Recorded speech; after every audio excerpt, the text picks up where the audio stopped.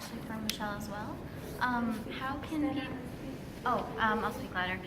Michelle, how can people with mental disability combat the problem of like compliance with pills when they're already in an institution? Because when I was in an institution, when I told them that something was making me feel off, they didn't believe me. So how do you self-advocate when like the system in place feels like you shouldn't be able to advocate because you're already like disabled and like that you have no like understanding of yourself and your body? Well, there's two sides to that argument.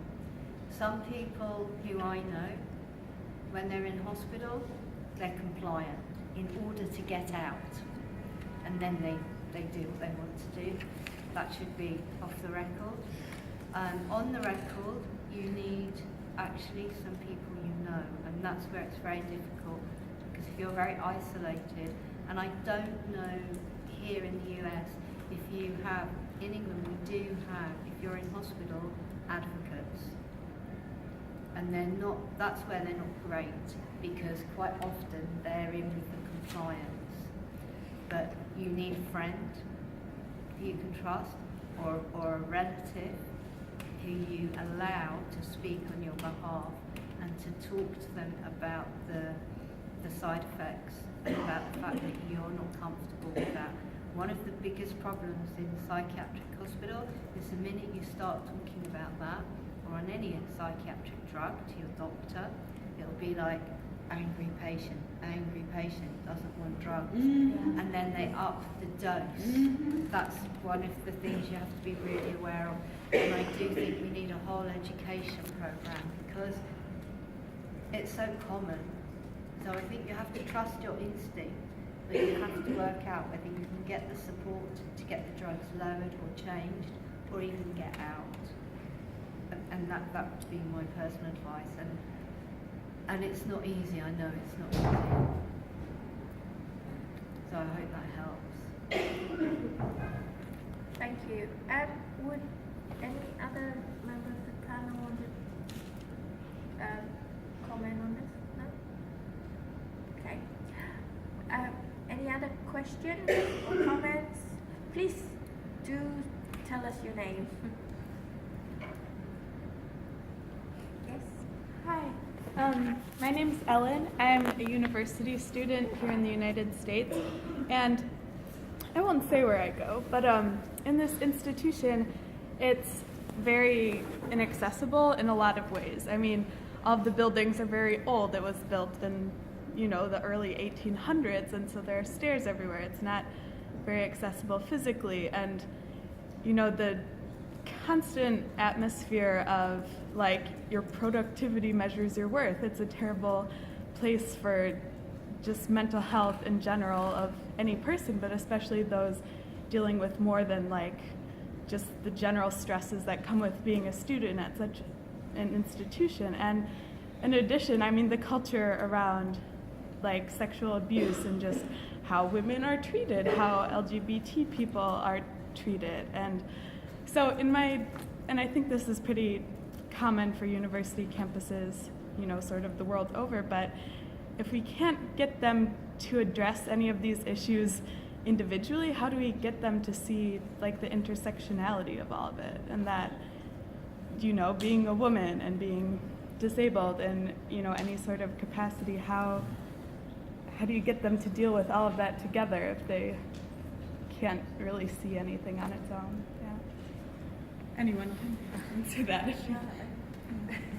I would suggest maybe if there is these student councils that are there existing in the university, one could take it up with the student council and bring up, and also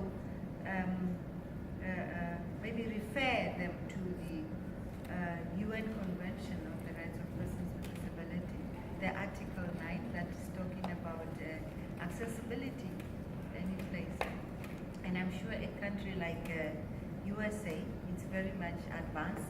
As I have seen their buildings, they are very user-friendly, most of the buildings. I'm sure if it's just brought under the attention of that university, I don't think they should have a problem to adhere to the the treaty, the convention that is, they are also a signatory to the UN Convention on the Rights of Persons with Disabilities. I'm sure by doing that, that should just be adhered to. And I totally understand where you're coming from. I did my master's here in the US, and it's not that easy. Even when I was, okay, I won't mention the institution either. And it was a modern building, and I get the feeling here in the US is like we welcome you as disabled students, and it's sort of up to you to make it. And complaints aren't welcome. I get that feeling. I mean, although we have something similar in the UK as well, although it might be slightly easier in the UK, but they will have a whole load of excuses. For example, you know, our buildings are very old, you know, and so it's exempt from being adapted. I don't know, but I think that you might work with the disability studies scholars and people, you know, who are doing research on this. Certainly, because I am a sort of PhD student myself, and I have noticed that there are more and more articles coming up about intersectionality, and certainly when it comes to gender and disability and sexuality and race, people of color. And I'm trying to think of that. My brain's gone, but if you give me your email, I'll send it to you. They have conferences now specifically on intersectionality, which includes disability. Now, Kimberly Crenshaw is the person who coined the word, yeah. She was in London 2 weeks ago. I missed it because I was on the plane to come here. But she was in London to give a talk on intersectionality. And I asked the person to interview her to say, make sure you include disability in the intersectionality bit. So I would say that I think that there is hope. That people are noticing more and more. And in fact, I think on one of the panels that I went to at the UN, they did talk about intersectionality and the importance of intersecting disability and gender, which I have been to CSW before, but I haven't heard people mention that very much. Does that help? Yeah. You know, leave me your email and I'll see if I can dig up the conference that, you know. I think.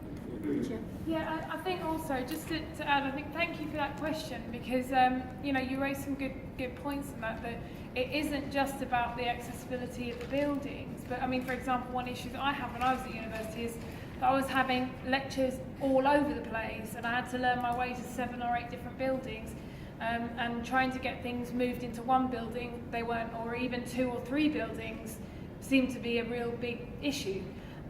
You know, and again, the issue around mental health and pressure, putting pressure on students and having a lack of support for students when they are finding it difficult, even accessing things like counselling services. And what I would say really is, as much as possible as well, try to get evidence and case studies of students who have been affected, and again, working in conjunction with any officers or unions or committees to be able to present that evidence to people, you know, higher up, to actually show them what is actually going on. Great, good point. I'd just like to add, because I think it's a brilliant question, but I do think as well, maybe because I was part of something called LDAF as well a long time ago, London Arts and Disability Forum, and we were just a dishevelled group of people unsatisfied with things, and I think things have to start somewhere. And the minute you put up a notice, you will probably find there's other people who feel the same thing, and you could group together, because I think that's where actually policies and procedures, it took me a long time in my life to understand what policies and procedures do, but actually then getting some paperwork to underpin what the needs are, because you know what the needs are, but they're not being provided. And that's a way of thinking about doing it. But it's just a thought. Yeah, thank you. Yeah, the only thing I would add is that I think following on Lucia's point is that personal stories can be very impactful, and it can be anonymous. You know, you don't have to necessarily have people identify themselves, but it really can make an impact in hearing what the impact is on individuals, and having that personal story to like you could point to international standards like the CRPD, but that's not going to persuade a university as much as really understanding what is the impact on individuals, I think, and how it impacts students on a day-to-day basis can be really persuasive. You can underpin it, so you can put the personal story and underpin it with the, that's where the Absolutely, policy yeah, and procedure- linking those together. Yeah, because then they can't ignore it. Yeah. Thank you.